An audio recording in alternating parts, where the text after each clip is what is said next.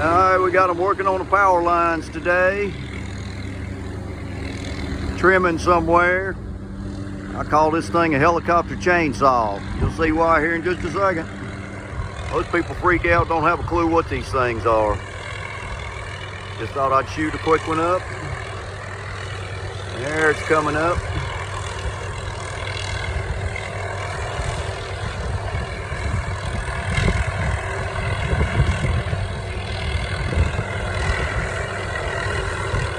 Thing's got like 24-inch sawmill blades on it. Huge.